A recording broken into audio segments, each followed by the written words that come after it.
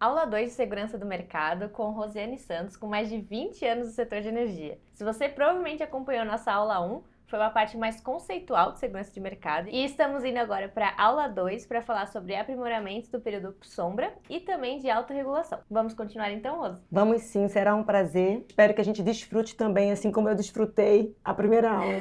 Vamos lá. Sem dúvida. Bom, gente, nessa questão desse primeiro ano do monitoramento prudencial, a gente pode falar que a gente tem aqui 5 temas principais aí que foram explorados, né? O primeiro, da segurança de dados. O segundo, o aprimoramento metodológico, e aqui a gente tem precificação de geração, contrapartes de exposição e patrimônio líquido ajustado. Terceiro bloco, a gente tem evolução de indicadores e riscos, a gente está falando aqui do RWA crédito, parâmetros de cálculo e horizonte de declarações. A gente tem algumas simplificações, que fala aí da definição de participantes, divulgação do FA Insight e classificação das comercializadoras. E a gente também tem a parte de indicações e informações para repescagem e demonstrações financeiras. Então, isso foi um pouco de tudo que aconteceu ao longo desse primeiro ano do Sombra. De novo, essas informações, inclusive essa apresentação, foi retirada da prestação de contas que a CCE entregou. Sendo assim, quais foram, talvez, eu não sei se vocês acompanharam, durante esse período, do primeiro ano do período Sombra, existia um comitê do período Sombra, de implementação do Sombra. É muito importante falar sobre isso, porque demonstra a transparência, a seriedade com a qual a CCE e os agentes de mercado abraçaram a causa da segurança de mercado. Então, esse comitê de segurança de mercado ele era formado pela CCE e formado por agentes da categoria geração, consumo, distribuição e comercialização. E tinham dois participantes independentes.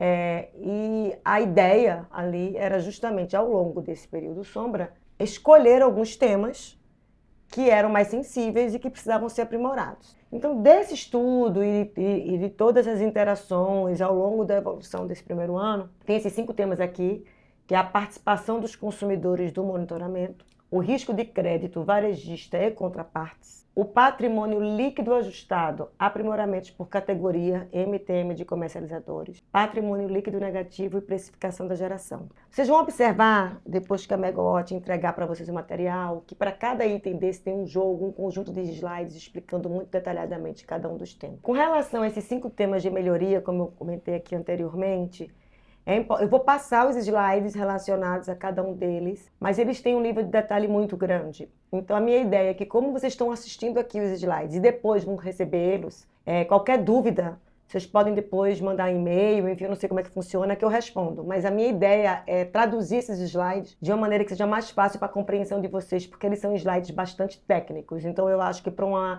melhor entendimento, vai ficar mais fácil eu explicá-los de uma maneira mais fácil. Na questão de participação dos agentes, dos consumidores, né? Muito se falou, eu não sei se vocês lembram quando a gente falou na primeira aula conceitual, que a gente tinha que fazer uma segurança de mercado que todos os agentes de mercado participassem. Então a gente botou todas as categorias. Eu também falei naquela primeira aula que a gente observou o princípio da isonomia, as suas especificidades e que a gente tinha um ano para então decidir o que a gente ia fazer com essa diversidade de características. A gente viu.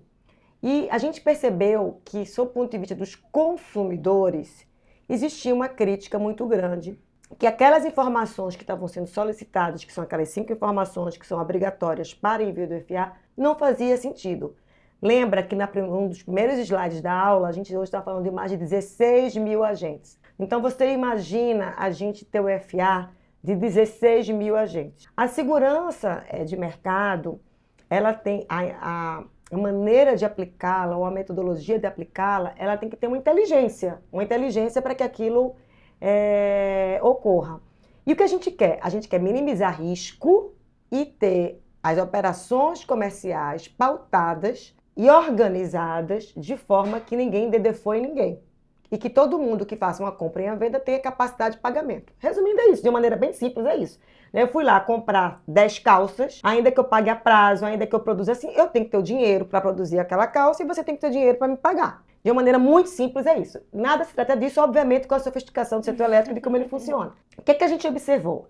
A gente observou que daquele número grande que a gente apresentou lá no primeiro slide, 97,1% desses consumidores não precisavam participar do monitoramento prudencial, porque eles tinham uma demanda muito pequena, abaixo de 9 megawatts médios. Então, a gente fez uma conta, uma metodologia por trás disso. Na nota técnica que a CCE encaminhou para a ANEEL, se vocês quiserem entender como é que eles chegaram a essa conta, qual foi a lógica, isso está muito bem explicado lá. Então, faz aqui o registro, parabéns à CCE por esse trabalho, pela equipe técnica da CCE. A gente entendeu que não tinha sentido, porque não representava, de fato, um risco coletivo a participação de todos esses consumidores abaixo dessa demanda. E aí, o que a gente estabeleceu? A gente estabeleceu 2 nichos, ou duas margens. Uma entre 9 megawatts e 80 megawatts médios, e outra acima de 80 megawatts. Para essa faixa entre 9 e 80 megawatts médios, a gente tem 2,7% dos agentes, que significam 340 agentes. A faixa acima de 80 megawatts representa 0,2%, que significa 30 agentes. Então, se a gente for olhar aqui, 340 mais 30 vai dar 370. Ou seja, é mais ou menos o número de comercializadoras que a gente tem 400 e pouca, 450, é mais ou menos nessa ordem, se eu não me engano. Então, a gente entende que fica um número equilibrado, porque são esses consumidores que, de fato, podem trazer algum problema do seu ponto de vista de inadimplência na liquidação multilateral centralizada do MCP. Então, qual foi aqui este aprimoramento? O aprimoramento disse o seguinte: os outros consumidores ficarão dispensados e a gente só vai permitir e vão participar desse monitoramento prudencial para ter o seu fator de alavancagem específico os que estiverem nessa faixa. Obviamente, naquele momento, esses eram os números e esse número, obviamente, pode mudar, porque a gente não sabe quando vai sair a regulamentação definitiva. Então, é muito importante que vocês que estão entrando, que se porventura trabalharem com consumidores, não é que a regra já mudou, tá, gente? Essa é uma proposta de aprimoramento. Então, até a ANEEL mudar essa regra, todos os consumidores precisam, sim, entregar as informações que são lá determinadas na resolução da Operação Sombra. Bom, em termos de metodologia do cálculo do PLA, é muito importante a gente ver, assim, os aprendizados e as customizações e características de cada segmento. Quando se iniciou esse projeto, a gente entendeu, vou me inspirar no setor financeiro e tudo que eu entender que pode ser replicado, que fizer sentido, assim eu farei, porque eu estava começando a ideia, eu estava começando um conceito. E a gente percebeu que o conceito do patrimônio líquido ajustado em Basileia, e é a fórmula que a gente utiliza, porque a gente utiliza exatamente a fórmula de Basileia na metodologia da identificação do fator de alavancagem global. Lá tem 3 pilares: risco de mercado, risco de crédito e risco técnico operacional, que a gente chama de RWA. RWA crédito, RWA operação, tem um nomezinho específico, mas basicamente é isso. E o denominador dessa fórmula, o seu patrimônio líquido ajustado. O que é isso? É aquele patrimônio que seja líquido em até 72 horas. Isso é isso no mercado financeiro, tá? Então, ele ali não cabe imóvel, não cabe, sei lá, créditos tributários, porque aquilo ali não vai virar dinheiro em 72 horas. Quando a gente trouxe isso no V0 da implementação do monitoramento prudencial, óbvio que a gente não botou que a liquidez tinha que acontecer em até 72 horas, mas a gente botou, acho que talvez 10 dias, em até 10 dias, ou seja, era algo que eu pudesse converter em recursos financeiros em dinheiro em até 10 dias. Então, a gente fez as exclusões do que poderia se chamar de patrimônio líquido ajustado. O que aconteceu? Aconteceu que, ao longo desse processo, várias situações práticas foram se apresentando. E a gente entendeu que a gente não podia tratar exatamente igual ao setor financeiro, porque a gente é uma commodity que tem outras características. Por exemplo, os bens dos ativos de concessão. Entra ou não entra?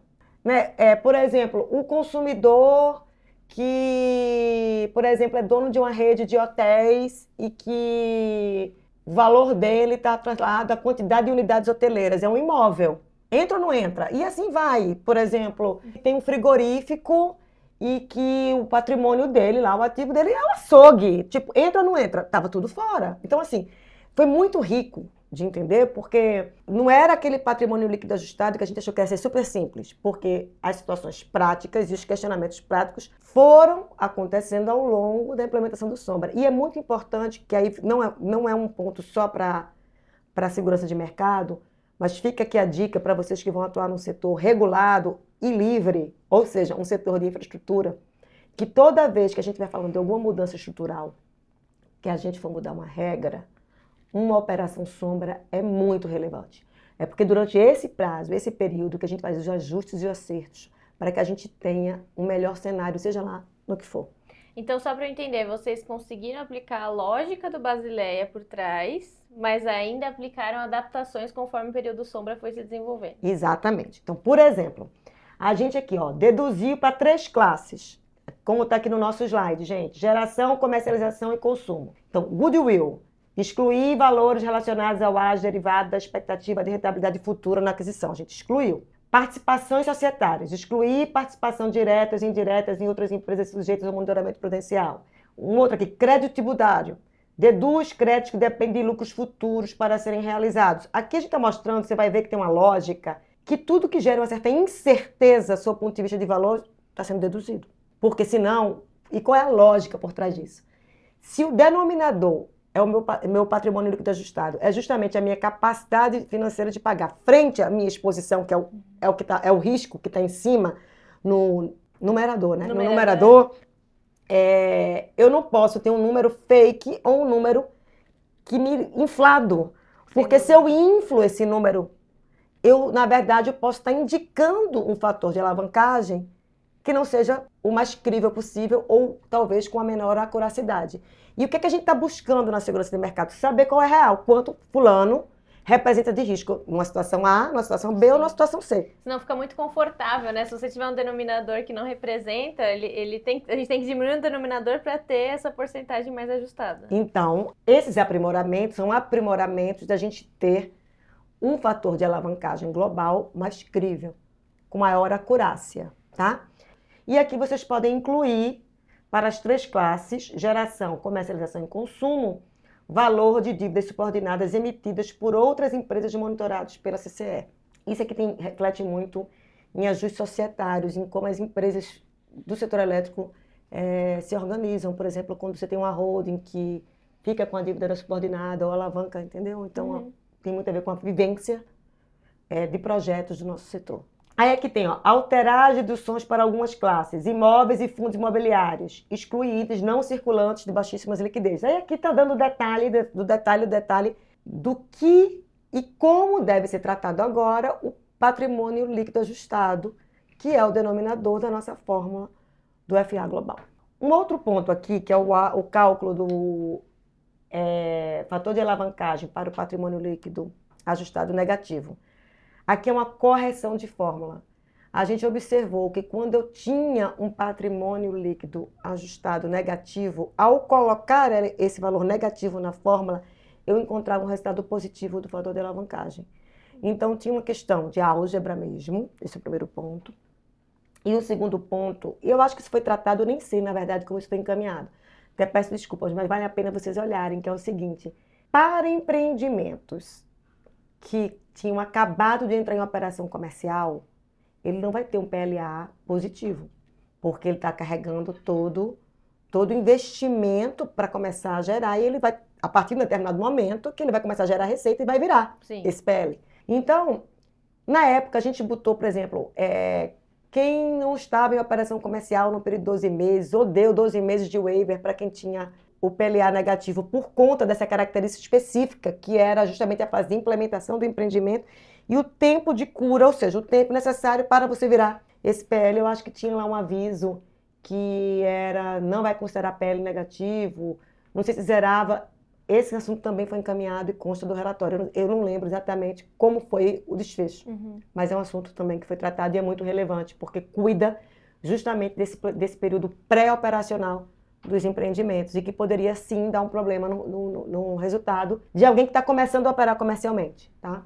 Um outro ponto importante é a questão, esse é um assunto muito mais de forma do que de conteúdo. Na regra inicial, o FA de cada agente era publicado pela CCE e necessariamente disponibilizado no site de cada agente. Os agentes falaram, olha, nem todo mundo tem site, nem todo mundo quer ficar com essa obrigação, não é melhor ficar num lugar só, no site da CCE?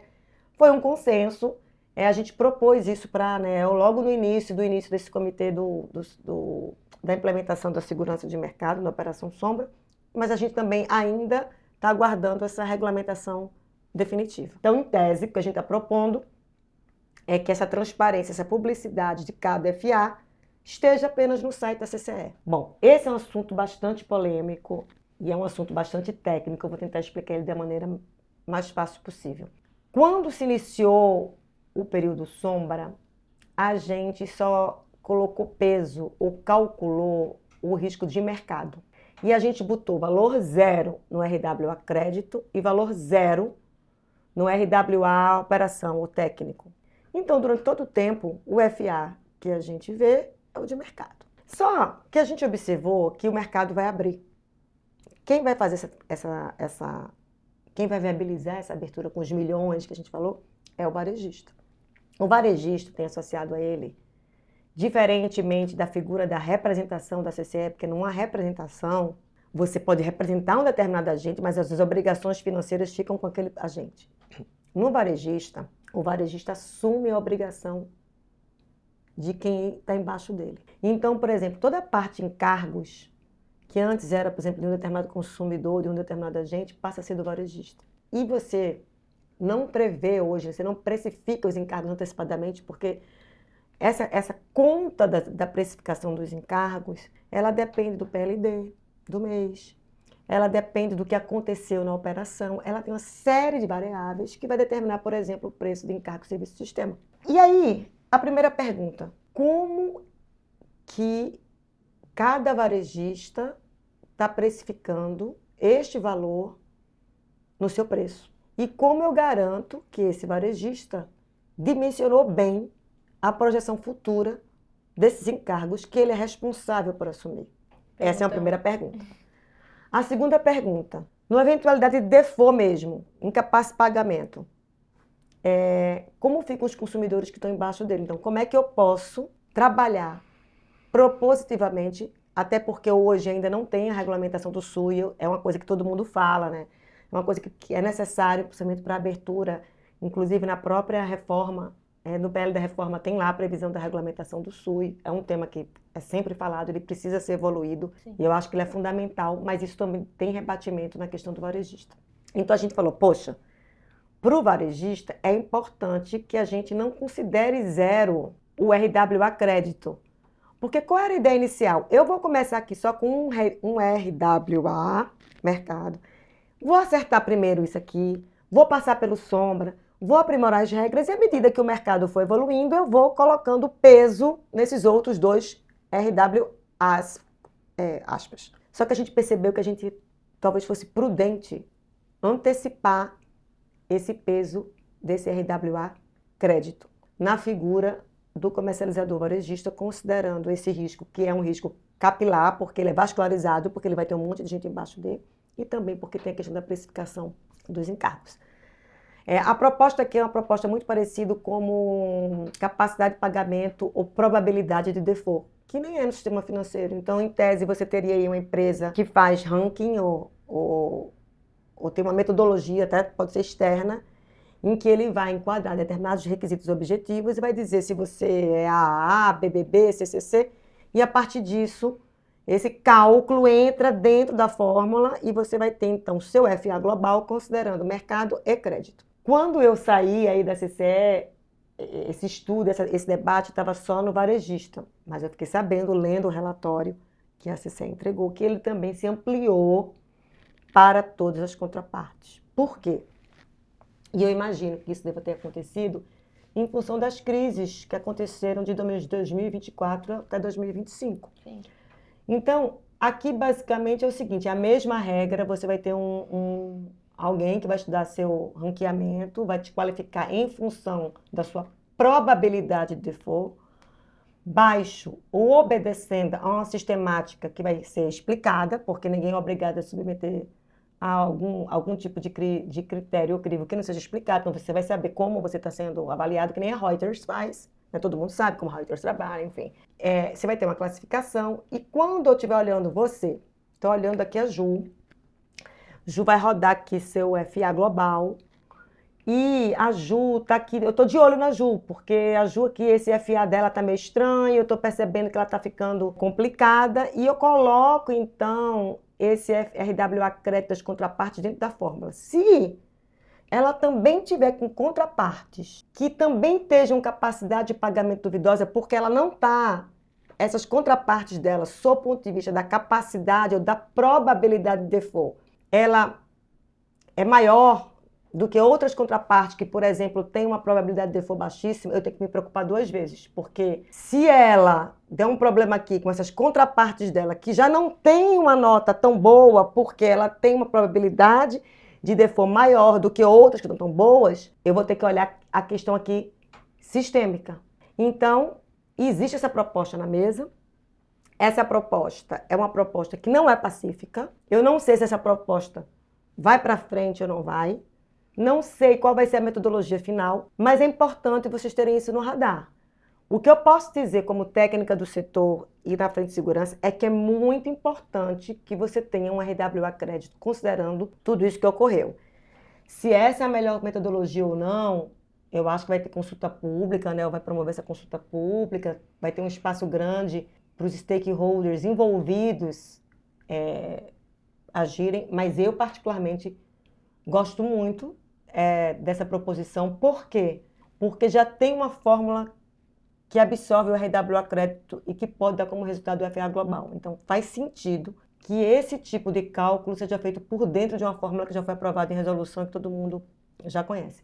Um outro ponto também de aprimoramento é a questão da precificação do recurso de geração. Muitos geradores, a gente começou isso, quanto vale esse recurso de geração? Né? E aí, quando se iniciou nessa fórmula, na precificação, se pensou o seguinte, eu vou considerar 12 meses, um período para trás, eu acho que era 12 meses para trás, do preço médio daquela geradora, dos contratos. Só que existem situações, e a gente percebeu isso na prática, que nem toda geração é 100% contratada. Ou não contratada ou livre, no mercado livre que não tem contrato. Ela tem lá os contratos de leilão e parte dela pode não estar contratado. Se eu precificar essa parte que não está contratada com os preços médios de leilão ou algum outro tipo de contrato, eu estou inflando o fator de alavancagem dela, porque eu estou dizendo que ela está tendo um fluxo de recebível que necessariamente a gente não sabe qual vai ser, porque aquele pedaço não está contratado. Então, a proposta que foi pela CCE foi que se considerar para aquela parte descontratada o PLD mínimo. Alguns geradores não concordam com essa definição. Querem botar 0 ou querem considerar o preço do contrato. Então, esse assunto, eu acho que é um outro assunto também que ele não está 100% endereçado. De fato, o que eu defendo é que esse preço do que não está contratado não pode ser o preço dos contratos, porque vai dar uma distorção na acurácia do FA daquela geradora. E por essa razão, a proposta que está na mesa, que a CCE colocou e acompanhou o relatório do Sombra, foi que fosse considerado o PLD mínimo. Tá? Então, disso se trata a valoração do recurso de geração. Aqui estão os gráficos explicando caso A, caso B, como está sobre, enfim. Quais são os desafios agora do nosso momento? Então, a gente acabou aqui essa fase dos aprimoramentos. Recomendo para quem quer realmente se especificar essa questão de segurança de mercado, acho que vale a pena ler o relatório da CCE e acompanhar as discussões desse assunto. Não sei se tem uma tomada de subsídios, ou se tem uma consulta pública aberta para isso, mas se quer aprofundar, acho que vale a pena a leitura desse relatório. E de qualquer maneira, eu me coloco aqui à disposição para conversar com vocês e tirar qualquer dúvida que vocês tenham. A gente pode deixar disponível esse relatório na descrição. Eu acho que o que é importante é que a gente fala o tempo todo de tudo que está acontecendo aí no nosso setor, na parte das comercializadoras. A gente hoje enfrenta uma falta de liquidez no mercado, porque os grandes geradores e comercializadores maiores não estão receosos e tomando um cuidado maior em escolher suas contrapartes, principalmente para comercializadores menores, em função de tudo que aconteceu. Então, eu fiz aqui uma retrospectiva desde 2021. Hoje, Como eu disse lá no início, a gente não tem um regramento de conduta típica, nem tem um regramento de sanções e penalidades, a gente tem o que a gente chama de operação balanceada, que é quando você, na verdade, não deixa registros de contrato, você registrar contratos além da sua capacidade de honrar aquela obrigação. Quando a gente fala, quando o conselho da CCE ou a CCE publica uma operação balanceada, ela está dando claramente um sinal que determinado agente não está indo muito bem, ou que precisa de uma supervisão na sua operação. Então, isso por si só é muito nefasto para qualquer agente de mercado. É como se fosse, tipo, dizendo o seguinte, olha, o gato está quase pulando do telhado e daqui a um tempo o gato está lá embaixo morto, né? É quase isso. Então, eu fiz aqui um histórico falando que a gente começou com a primeira operação balanceada em 21, que foi o caso da Argon. Eu acho que todo mundo, na época, acompanhou esse caso, saiu de todas as mídias. Depois disso, a gente teve a Quinar na operação balanceada em agosto de 23. E você vai observar que são soluços, né? Esses soluços, eles acompanham a volatilidade do PLD, gente. E o que acontece sob o ponto de vista daqueles 3 fatores, né? De como os períodos úmidos e secos, se eles se comportam de modo imprevisível, vai refletir nos modelos e vai interferir na vol, né? Então, acho que é importante a gente ter isso. Contextualizando aqui nosso momento, né, desde 21 até 25, a gente teve 12 publicações de operação balanceada. Isso é muito grave, gente, porque é um período curto de tempo para a gente ter 12 negócios que, de alguma maneira, representaram fragilidade na sua operação comercial e, com certeza, no mercado bilateral, provocou muitos danos. Então, é a prova cabal, irrefutável, que não é uma coisa que acontece ao acaso, a cada vez, e que, olha, o próprio mercado se organiza. É lógico que o próprio mercado se organiza. O próprio mercado se organiza até no teu risco sistêmico. E aqui eu queria falar muito propriamente sobre isso, né?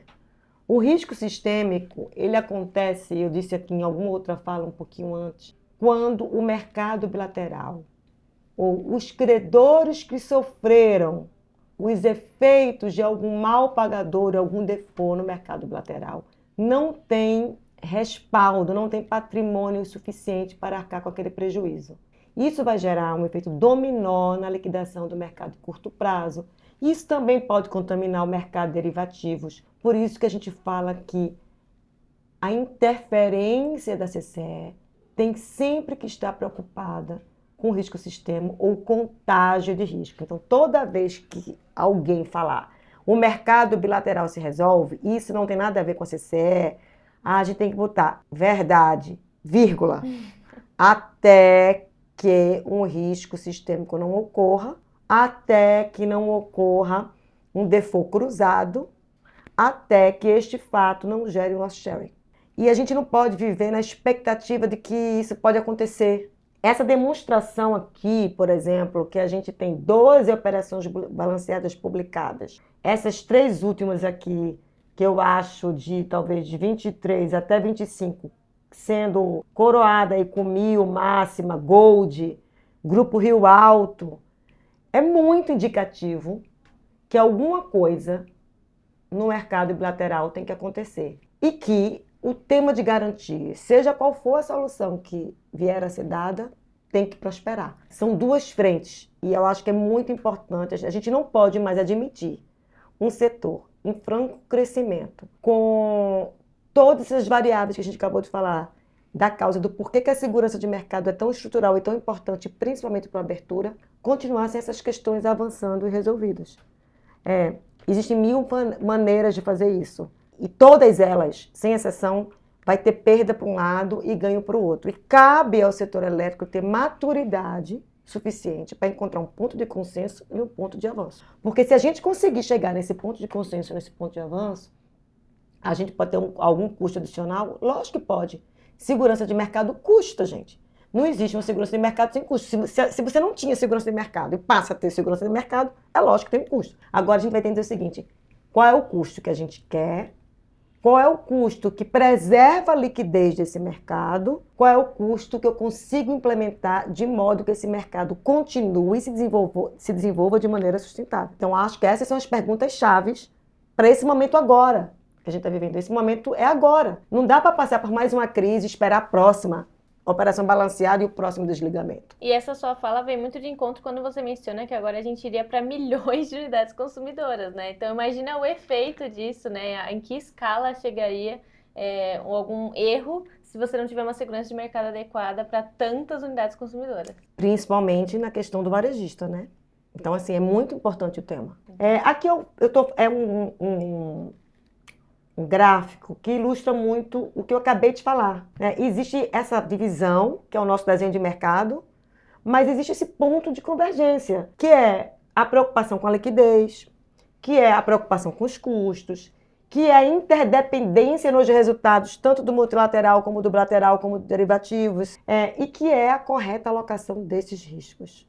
Porque a gente não pode ser irresponsável, onerando mais uns e desonerando os outros e vice-versa. E esse assunto, que é um assunto transversal, porque a correta alocação de risco, ela permeia todo o setor elétrico em diversos assuntos verticais e profundos e estruturais, mas ela também está aqui inserida. Então, assim, uma das formas que tem sido muito comentada para tratar esse risco do mercado bilateral é a autorregulação. O que é a autorregulação?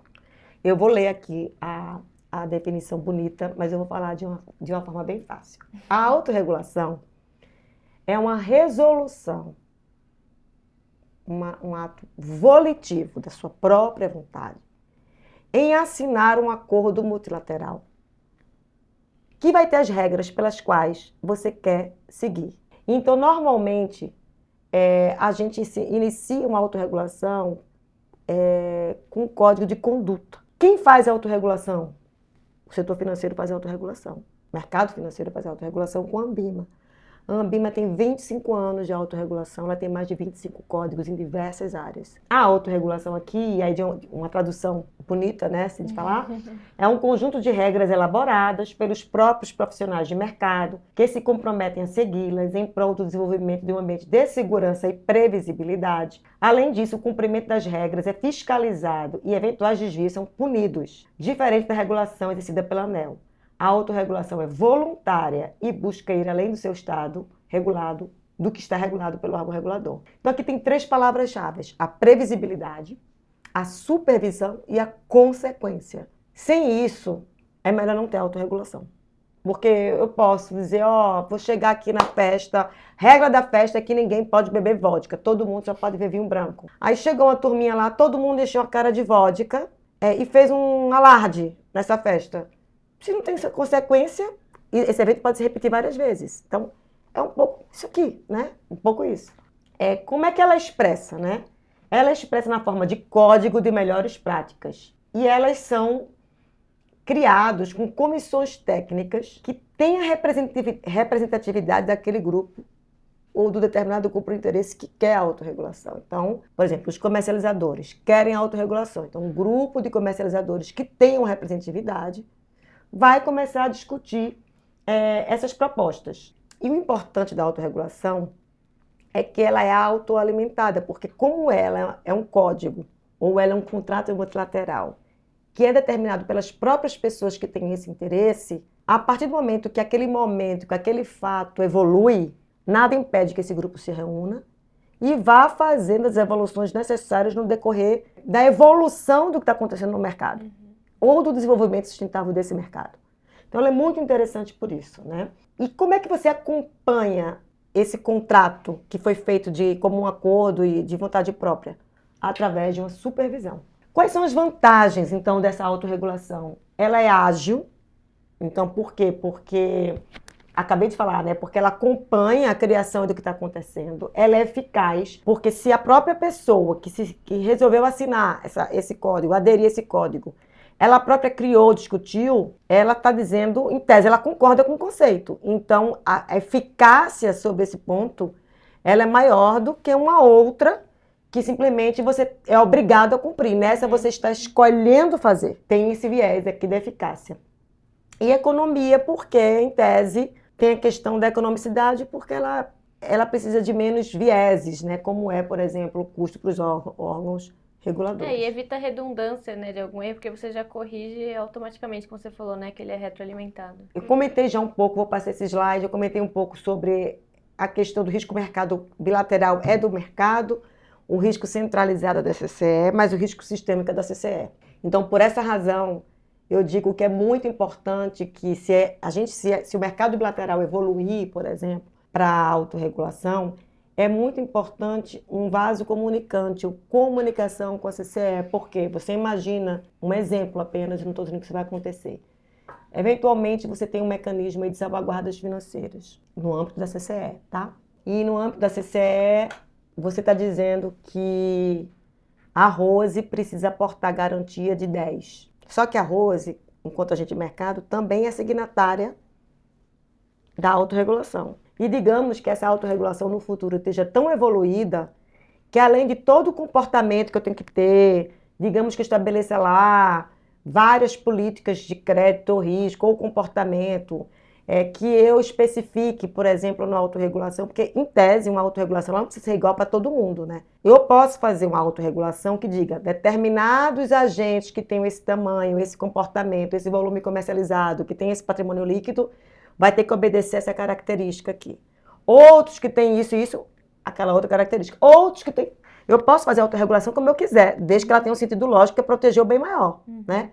Então, digamos que eu estou aqui no... Eu tenho, em tese, que aportar 10 na CCE, e eu assinei uma autorregulação, faço parte dessa autorregulação. E nessa autorregulação, ela seja tão evoluída que já preveja garantias bilaterais tais.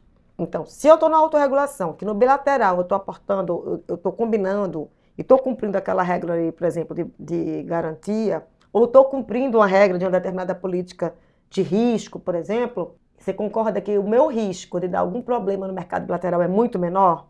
Sim. Então, em tese, seria razoável que o operador de mercado, ao perceber que eu faço parte dessa regulação e que eu estou seguro aqui, talvez pudesse comprimir a minha margem, ou seja, em vez de me pedir 10, ela pode me pedir 2, porque ela sabe que tem um risco que está aqui no bilateral que está sendo bem monitorado e controlado, ou porque garantia, ou porque tem uma política de risco, ou porque as regras de comportamento induzem isso. Aí eu não sei qual é a autorregulação que vai ser criada, vai depender muito do que o mercado vai querer. Então existe um vaso comunicante que pode ser muito relevante, porque, de novo, o risco bilateral é bilateral, o risco descentralizado é centralizado, mas quando eu tenho o risco bilateral, que ele é tão grande que essas contrapartes não suportem esse default, esse risco vira sistêmico.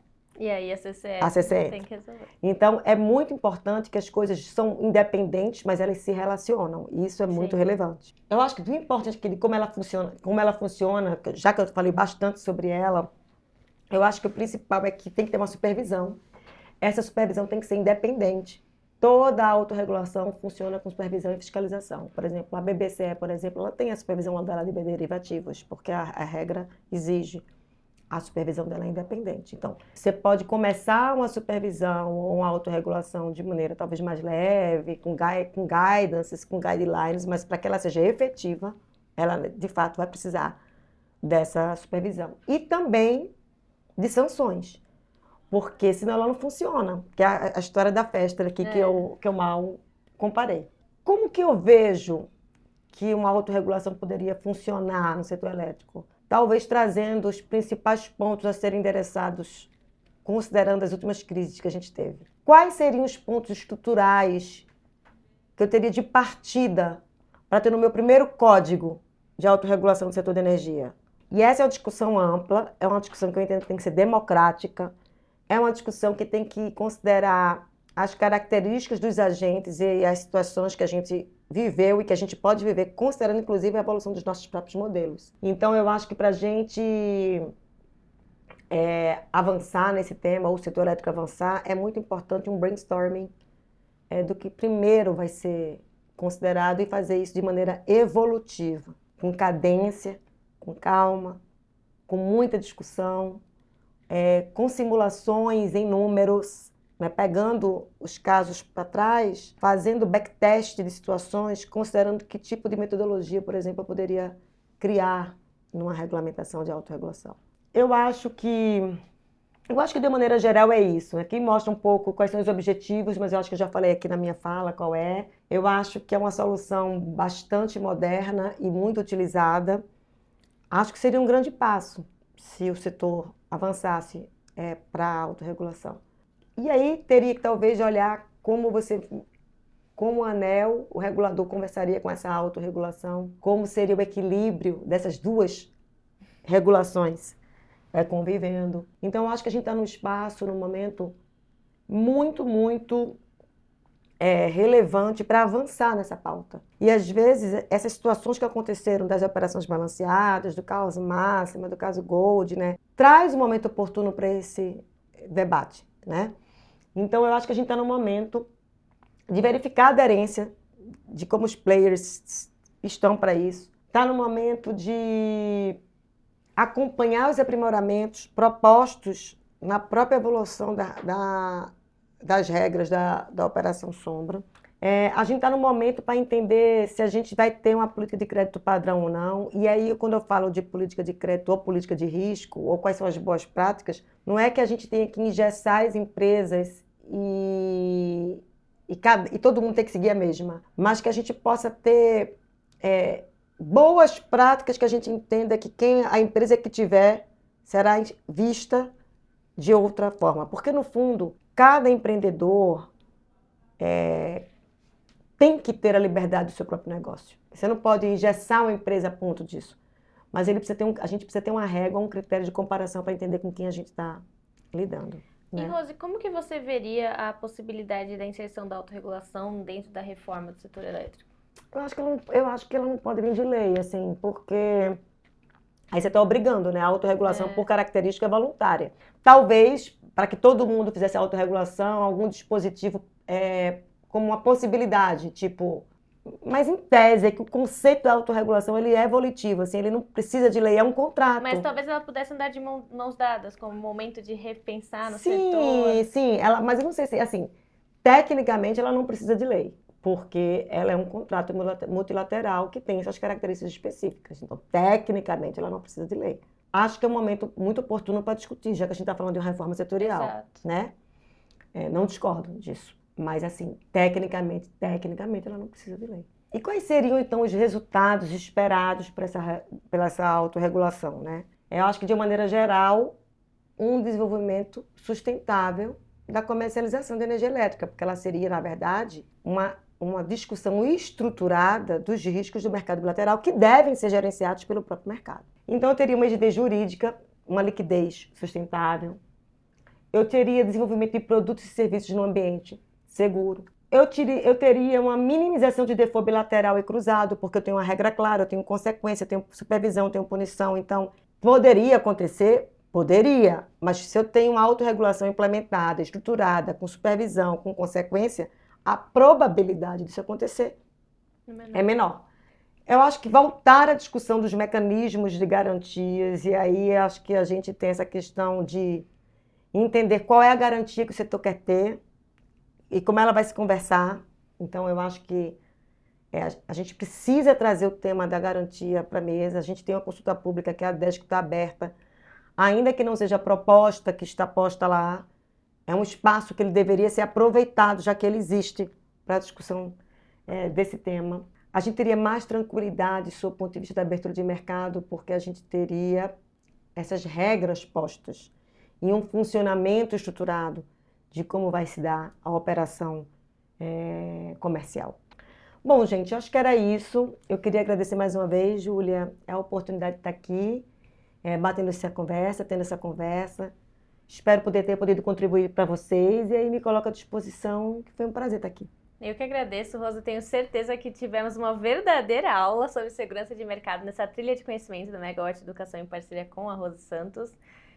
Queria agradecer também em nome da Megawatt e pedir para você, espectador, para fazer aquilo, né? Curtir, compartilhar, se inscrever no canal e sempre compartilhe com a gente o que vocês estão achando do canal, como que a gente pode melhorar. A gente está sempre de olho no feedback de vocês, tá bom? Queria agradecer e vou para despedir. Obrigada, tchau, tchau. Até mais.